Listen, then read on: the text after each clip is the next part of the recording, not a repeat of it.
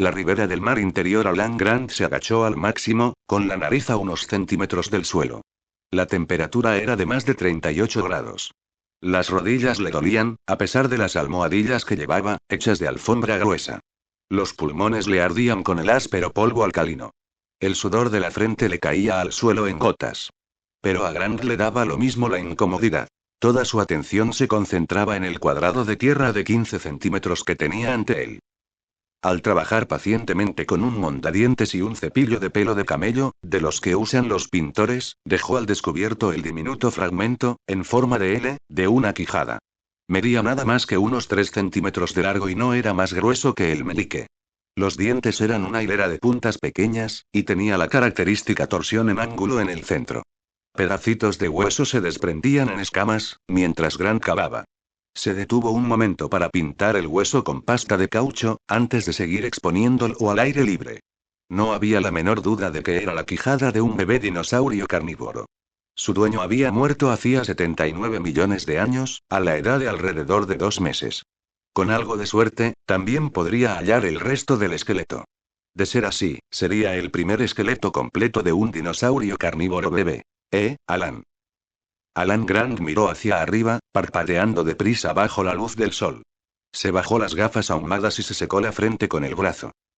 Estaba acuclillado en una ladera erosionada de las tierras yermas que estaban en las afueras de Slakewater, Montana. Debajo de la gran concavidad azul del cielo, colinas obtusas, afloramientos de caliza desmenuzada, se extendían kilómetros y más kilómetros en todas direcciones. No había un árbol ni un arbusto. Nada, salvo roca árida, sol caliente y viento ululante. Los visitantes encontraban las tierras malas depresivamente sombrías, pero, cuando Grant contemplaba ese paisaje, veía algo por completo diferente. Esa tierra árida era lo que quedaba de otro mundo, muy diferente, que se había desvanecido 80 millones de años atrás. En los ojos de su mente, Grant se veía en el cálido y pantanoso brazo de río que conformaba la línea de ribera de un gran mar interior. Ese mar interior tenía 1900 kilómetros de ancho, y se extendía sin solución de continuidad desde las recientemente elevadas montañas rocosas hasta las agudas y escabrosas cumbres de los Apalaches. Todo el oeste norteamericano estaba bajo las aguas. En ese entonces había nubes delgadas en el alto cielo, oscurecido por el humo de los volcanes cercanos. La atmósfera era más densa, más rica en dióxido de carbono. Las plantas crecían con rapidez a lo largo de la línea de la ribera. No había peces en esas aguas, pero sí almejas y caracoles. Los pterosaurios se abalanzaban en picado para recoger algas de la superficie. Unos pocos dinosaurios carnívoros merodeaban por las pantanosas orillas del lago, desplazándose entre las palmeras. Y costa afuera había una isla pequeña, de unos 8000 metros cuadrados. Circundada por densa vegetación, esa isla fue un santuario en el que manadas de dinosaurios herbívoros con hocicos como pico de pato ponían sus huevos en nidos comunales, y criaban a su chillona descendencia. En el transcurso de los millones de años siguientes, el lago alcalino color verde pálido se hizo menos profundo y, por último, se desvaneció. La tierra desnuda se combó y se resquebrajó, sometida al calor. Y la isla, junto con sus huevos de dinosaurio, se convirtió en la ladera erosionada del norte de Montana, en la que Alan Grant estaba ahora practicando más excavaciones. Alan. Se puso en pie. Era un hombre fornido de 40 años con barba. Oyó el resoplido entrecortado y constante del generador portátil, y el lejano martilleo de la perforadora neumática abriéndose paso en la roca densa de la colina siguiente. Vio a los chicos que trabajaban alrededor de la perforadora, apartando los pedazos grandes de roca después de revisarlos para ver si contenían fósiles.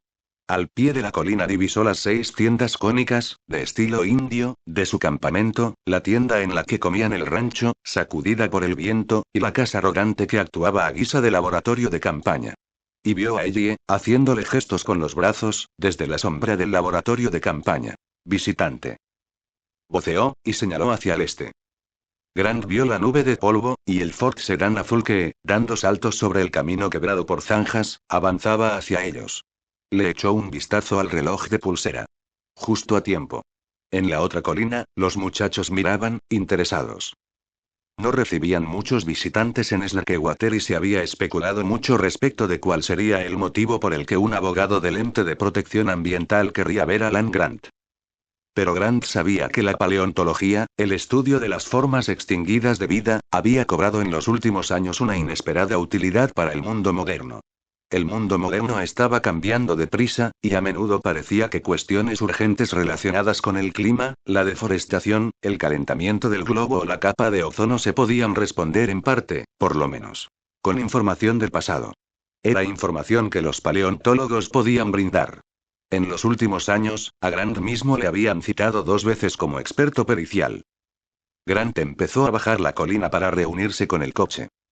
Mientras cerraba la portezuela, el visitante tosió en medio del polvo blanco. Bob Morris, EPA dijo, tendiendo la mano. Estoy en la oficina de San Francisco. Grant se presentó y observó. Parece acalorado. ¿Quiere una cerveza? Jesús, sí. Morris estaba cerca de los 30 años, llevaba corbata y los pantalones que correspondían a un traje de calle. Sostenía una cartera. Sus zapatos, de punta cuadrada y reforzada, hacían crujir las rocas mientras caminaban hacia la casa rodante. Cuando pasé la colina por primera vez, creí que era una reserva india, comentó, señalando las tiendas cónicas. No, dijo Grant. Solo es la mejor manera de vivir aquí. Y explicó que en 1978, el primer año de las excavaciones, habían usado tiendas océdricas Norte Slope, las más evolucionadas que existían en ese entonces. Pero el viento se las llevaba siempre.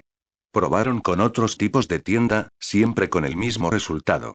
Al final, empezaron a levantar tiendas indias cónicas, que eran más amplias en el interior, más confortables y más estables ante la acción del viento. Estas son tiendas de los pies negros, levantadas alrededor de 4 palos. Las de los Sioux se levantaban alrededor de 3. Pero este solía ser territorio de los pies negros, por lo que pensamos. Ajá, asintió Morris. Muy apropiado. Con los ojos entrecerrados, observó el desolado paisaje y sacudió la cabeza. ¿Cuánto tiempo han estado aquí? Alrededor de 60 cajones, contestó Grant. Cuando Morris denotó sorpresa, le explicó. Medimos el tiempo con cerveza. Comenzamos en junio con 100 cajones. Hasta ahora hemos liquidado alrededor de 60. 63, para ser exactos, precisó Ellie Sattler, cuando llegaron a la casa rodante. A Grant le divirtió ver cómo Morris quedaba boquiabierto ante Ellie, que usaba vaqueros recortados y una camisa de trabajo anudada a mitad del torso. Tenía 24 años y estaba muy tostada por el sol. Llevaba el rubio cabello peinado hacia atrás. Ellie nos mantiene en movimiento, dijo Grant, presentándola. Es muy buena en lo que hace. ¿Y qué hace? Paleobotánica, dijo Ellie. Y también hago los preparados típicos de campaña. Abrió la puerta y entraron. El aire acondicionado de la casa rodante solo bajó la temperatura a 30 grados, pero parecía fresco después del calor del mediodía. La casa tenía una serie de mesas largas de madera, sobre las que había pulcramente dispuestos diminutos especímenes óseos, etiquetados y rotulados. Más allá había platos de cerámica y restos de artefactos de alfarería. Olía con intensidad a vinagre.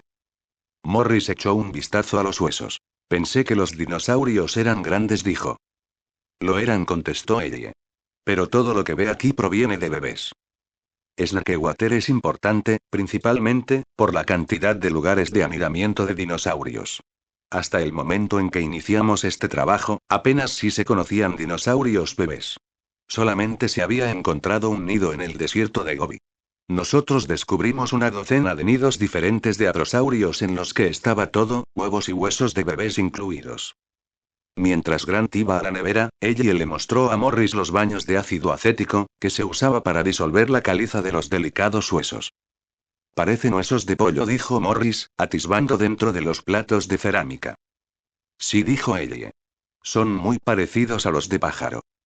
¿Y qué pasa con esos? Preguntó Morris, señalando, a través de la ventana de la casa rodante, montones de huesos grandes que estaban fuera, envueltos en plástico grueso. Material rechazado, explicó Ellie. Huesos demasiado fragmentados cuando los desenterramos. Antes los descartábamos, pero ahora los enviamos para que se les someta a ensayos genéticos. ¿Ensayos genéticos? Repitió Morris. Ahí va, interrumpió Grant, arrojando una cerveza a las manos de Morris. Le dio otra a Ellie, que tragó la suya de una sola vez, sin darse pausa para respirar al hacerlo, echó el largo cuello hacia atrás. Morris se quedó mirándola fijo. Somos bastante informales aquí, dijo Grant. ¿Quiere pasar a mi oficina? Por supuesto, contestó Morris. Grant le condujo al extremo de la casa arrogante, en el que había una cama despanzurrada, una silla hundida en el medio y una mesa auxiliar desvencijada. Grant se dejó caer sobre la cama, que crujió y exhaló una nube de polvo calizo.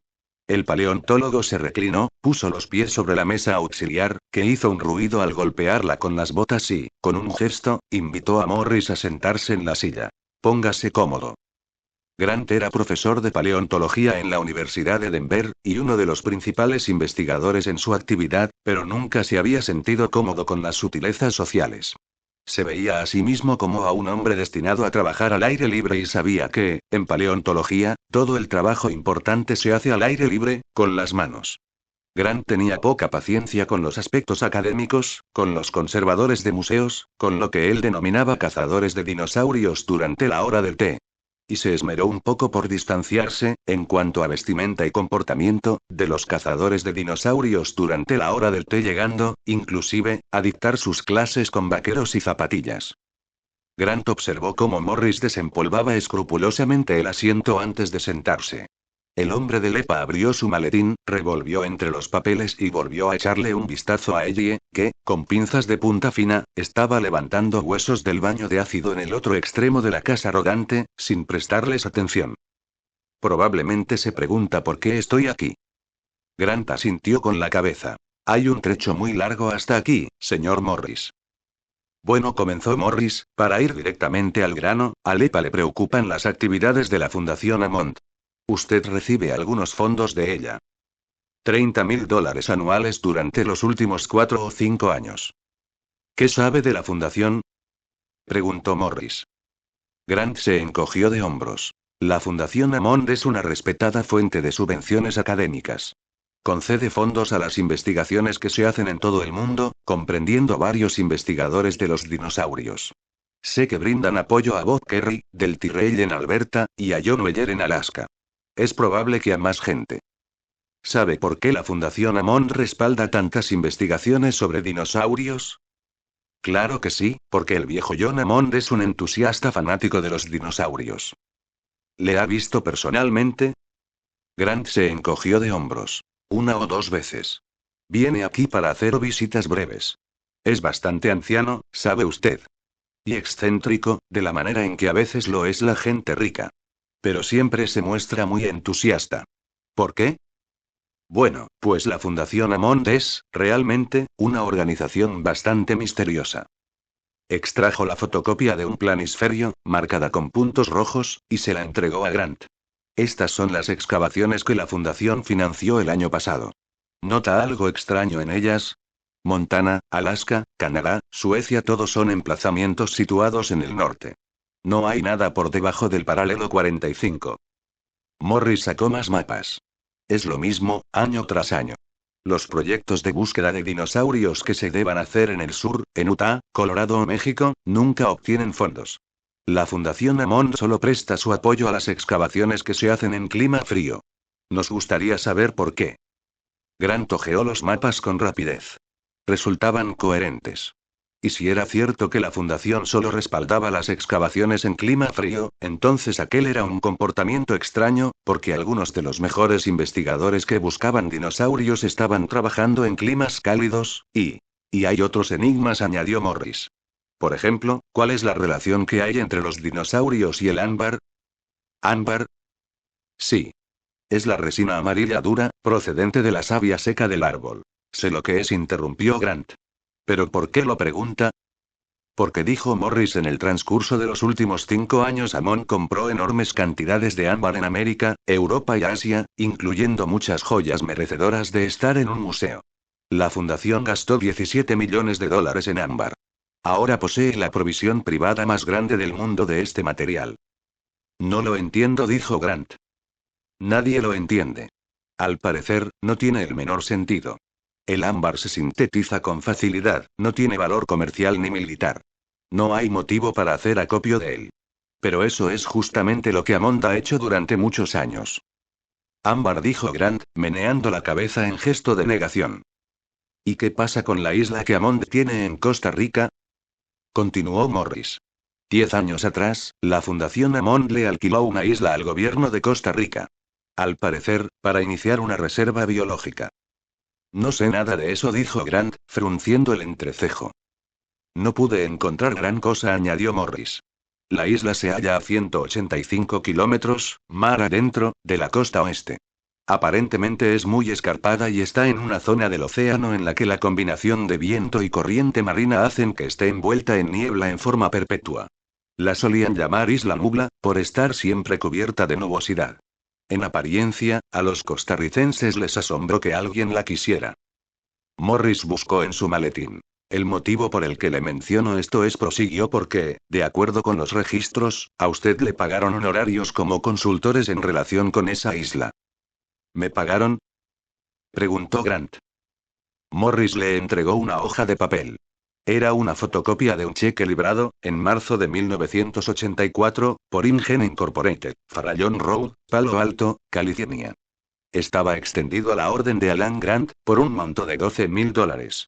En la esquina inferior del cheque había una inscripción: Servicios de consultor Costa Rica hiperespacio Crías. Pues claro, asintió Grant, ya lo recuerdo. Era más misterioso que el demonio, pero lo recuerdo. Y no tenía nada que ver con una isla. Alan Grant encontró la primera nidada de huevos de dinosaurio en 1979, y muchos más en los 2 años posteriores, pero no tuvo tiempo para publicar sus hallazgos hasta 1983. Su trabajo, en el que se informaba sobre una manada de 10.000 dinosaurios con hocicos de pico de pato, que vivían a lo largo de la ribera de un vasto mar interior, que construían en el barro nidos comunales para los huevos, que criaban a los dinosaurios bebés en la manada, fue lo que hizo de Grant una celebridad de la noche a la mañana. La noción de la existencia de instintos maternales en dinosaurios gigantescos y los dibujos de encantadoras crías recién nacidas asomando el hocico fuera de los huevos resultaron atractivos en todo el mundo. Grant se veía acosado con solicitudes de entrevistas, conferencias, libros. Como era característico en él, las rechazó todas, ya que lo único que quería era continuar sus excavaciones. Pero fue durante esos frenéticos días de mediados de la década de 1980 cuando se le acercó la compañía InGen, haciéndole una propuesta para que les prestara servicios como consultor. ¿Había oído hablar antes de InGen? Preguntó Morris. No.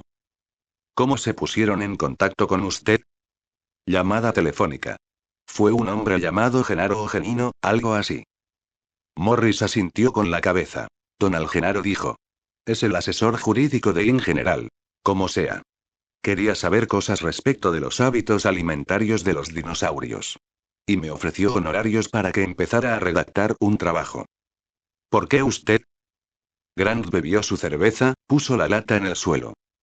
Genaro estaba particularmente interesado por los dinosaurios jóvenes.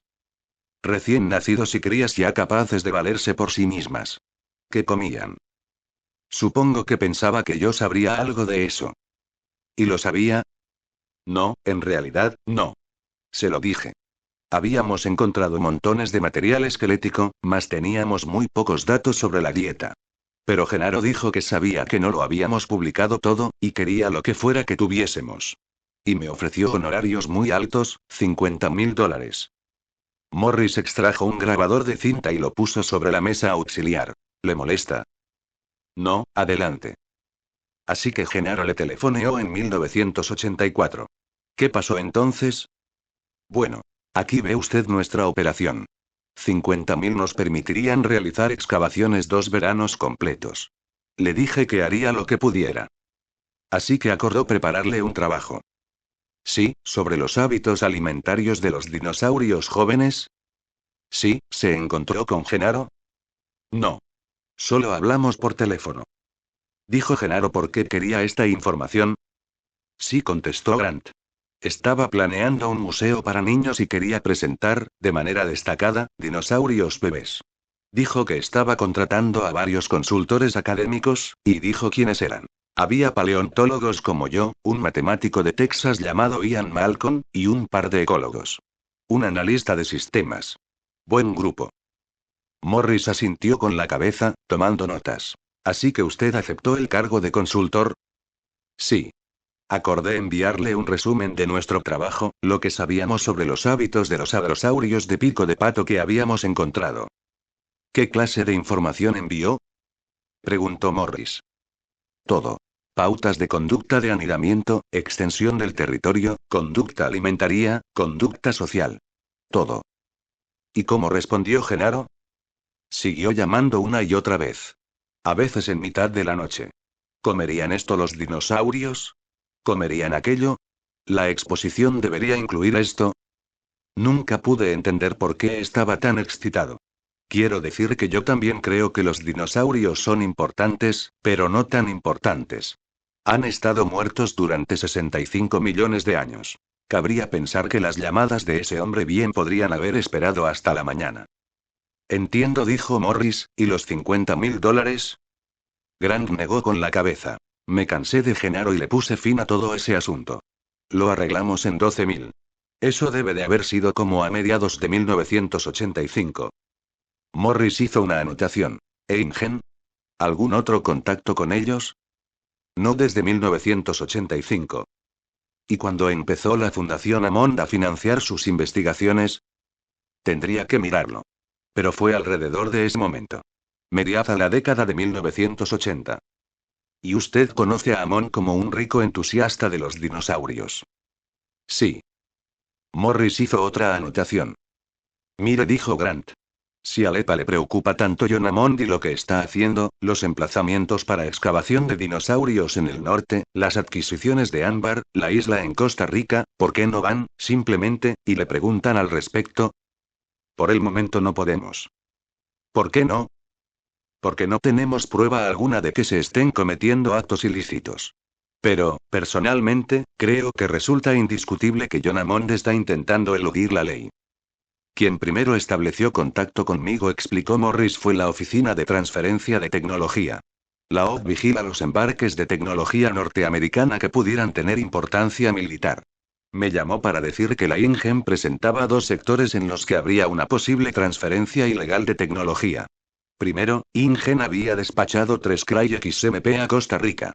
InGen había definido ese envío como transferencia entre divisiones de la propia compañía, y dijo que esas máquinas no iban a la reventa. Pero la OTT no podía imaginar para qué demonios necesitaría alguien esa potencia en Costa Rica. 3 Cry, ¿es un tipo de ordenador? Morris asintió con la cabeza. Superordenadores muy poderosos. Para darle una idea, 3 Cry representan más potencia para el procesamiento electrónico de datos que la que pueda tener cualquier otra compañía privada norteamericana. InGen envió las máquinas a Costa Rica. Cabe preguntarse por qué. Me rindo. ¿Por qué? Dijo Grant. Nadie lo sabe. Y los OT son todavía más preocupantes, prosiguió Morris. Los OT son secuenciadores automatizados de genes, máquinas que resuelven por sí solas la secuencia del código genético del ADN. Son tan nuevos que todavía no figuran en las listas de equipos restringidos. Pero es probable que cualquier laboratorio de ingeniería genética cuente con uno de esos secuenciadores, si es que puede pagar el $500,000 que cueste ese equipo. Con un rápido movimiento del índice, Morris pasó las hojas de sus anotaciones. Bueno, parece que InGen envió 24 secuenciadores. Oda, su isla de Costa Rica. Una vez más dijeron que era una transferencia interdivisiones, y no una exportación, dijo Morris. No hubo mucho que la OTT pudiese hacer. Oficialmente, a ellos no les interesa el uso. Pero resultaba obvio que la InGen estaba montando una de las instalaciones de ingeniería genética más poderosas del mundo en un oscuro país de América Central. Un país sin reglamentaciones. Esa clase de cosas ya ocurrió antes. Ya se habían dado casos de compañías norteamericanas, dedicadas a la bioingeniería, que se mudaban a otro país para no verse obstaculizadas por reglamentos y disposiciones jurídicas. El caso más descarado, explicó Morris, fue el de la rabia Biosyn. En 1986, la Genetic Biosyn Corporation, de Cupertino, ensayó una vacuna contra la rabia, vacuna elaborada por bioingeniería en una granja de Chile. La empresa no había informado al Estado chileno ni a los trabajadores de la granja que tomaron parte en el ensayo, sencillamente lanzaron la vacuna. La vacuna consistía en un virus activo de la rabia, genéticamente modificado para que no fuese virulento. Pero no se habían hecho pruebas para comprobar la falta de virulencia. Biosyn no sabía si el virus todavía podía seguir ocasionando la rabia, o no podía hacerlo ya. Peor aún, el virus se había modificado. Por lo común, la rabia no se puede contraer a menos que a uno le haya mordido un animal enfermo. Pero Biosin había modificado el virus de la rabia de manera que pudiera cruzar los alvéolos pulmonares. La infección se podía contraer solo con inhalarlo. El personal de Biosin había llevado el virus vivo de la rabia a Chile, en un vuelo comercial y dentro de un bolso de mano. Morris se preguntaba a menudo qué habría ocurrido si la cápsula se hubiera roto durante el vuelo. Todos los que se hallaban a bordo del avión hubiesen podido contraer la rabia. Era atroz. Demostraba irresponsabilidad. Era negligencia penalmente punible, pero ninguna acción se entabló contra Biosin. Los granjeros chilenos, que, inadvertidamente, habían arriesgado la vida, eran campesinos ignorantes. El gobierno de Chile tenía una crisis económica de la que preocuparse. Y las autoridades norteamericanas estaban fuera de jurisdicción. Así que Lewis Dobson, el genetista responsable del ensayo, todavía estaba trabajando en Biosin. Biosin seguía siendo tan imprudente como siempre. Y otras compañías norteamericanas se estaban apresurando a montar instalaciones en países que no tenían profundos conocimientos de ingeniería genética. Países que consideraban la ingeniería genética como si fuera cualquier otro progreso de alta tecnología y, por eso, le daban la bienvenida a su tierra, sin darse cuenta de los peligros que entrañaba. Así que por eso iniciamos nuestra investigación sobre InGen, dijo Morris. Hace unas 3 semanas. ¿Y qué es lo que encontraron en realidad?, preguntó Grant. No mucho, admitió Morris. Cuando yo vuelva a San Francisco, probablemente tendremos que cerrar la investigación. Y creo que ya he terminado. Empezó a devolver sus cosas al maletín. A propósito, ¿qué quiere decir hiperespacio para crías? No es más que un rótulo extravagante para mí infieme. Hiperespacio es un término para denominar un espacio multidimensional, como un tate tridimensional. Si se tomaran en cuenta todas las pautas de conducta de un animal, su alimentación, su desplazamiento y su sueño, se podría representar el animal dentro del espacio multidimensional. Algunos paleontólogos hacen referencia a la conducta de un animal diciendo que tiene lugar en un hiperespacio ecológico. Hiperespacio para crías se referiría, sencillamente, a la conducta de los dinosaurios jóvenes si uno quisiera ser lo más presuntuoso posible. En el otro lado de la casa rodante, el teléfono sonó. Ella lo cogió y respondió. En este preciso momento está en una reunión. ¿La puede llamar él? Con un sonido seco, Morris cerró su maletín y se puso en pie. Gracias por su ayuda y la cerveza, dijo. No tiene importancia, repuso Grant. Grant caminó con Morris por la casa rodante hasta la puerta situada en el extremo opuesto. Morris dijo. ¿Alguna vez Hammond le pidió material físico de su excavación? ¿Huesos, o huevos, o cosas como esas? No. ¿Por qué? ¿Sufrió algún robo aquí? ¿Robos aquí?, dijo Grant, señalando el paisaje con un ademán. Creo que no, dijo Morris, sonriendo. La doctora Sattler dijo que ustedes hacen algo de investigación genética aquí. Bueno, no es así exactamente. Cuando descartamos los fósiles que están rotos o que, por alguna otra razón, no son aptos para su conservación en un museo, enviamos los huesos a un laboratorio, que los muele y trata de extraer proteínas para nosotros. Después, se identifican las proteínas y el informe se nos envía de vuelta. ¿Qué laboratorio es ese? Servicios Médicos Biológicos, en Salt Lake. ¿Cómo lo eligieron? Por licitación. ¿No tiene que ver con InGen?, preguntó Morris. No, que yo sepa, dijo Grant. Llegaron hasta la puerta de la casa rodante. Grant la abrió y sintió la acometida del aire caliente proveniente del exterior. Morris se detuvo para ponerse sus gafas para sol. Una última cosa, dijo. Supongamos que InGen no estuviera realmente preparando una exposición de museo, ¿hay algo más que podría haber hecho con la información que contenía el informe que usted les dio? Grant rió. Claro que sí. Podría haber alimentado a un hadrosaurio bebé. Morris rió también. Un bebé hadrosaurio. Eso sería interesante. ¿Qué tamaño tenían? Algo así, dijo Grant, separando las manos unos 15 centímetros. Como una ardilla. ¿Y cuánto tiempo pasa hasta que adquiere el tamaño adulto? 3 años, dijo Grant. Año más, año menos. Morris le tendió la mano. Bueno, gracias por su ayuda. Conduzca de regreso con calma, aconsejó Grant. Observó unos momentos, mientras Morris caminaba de vuelta a su auto, y después cerró la puerta de la casa rodante. Una vez dentro preguntó. ¿Qué te parece? Ella se encogió de hombros y dijo. Ingenuo. ¿Te gusta la parte en la que John Hammond es el maligno archivillano? Gran río. John Hammond es casi tan siniestro como Walt Disney. A propósito, ¿quién llamó? Ah, era una mujer llamada Alice Levin. Trabaja en el Centro Médico de Columbia. ¿La conoces? No. Bueno, era algo relativo a la identificación de unos restos. Quiere que la llames de inmediato.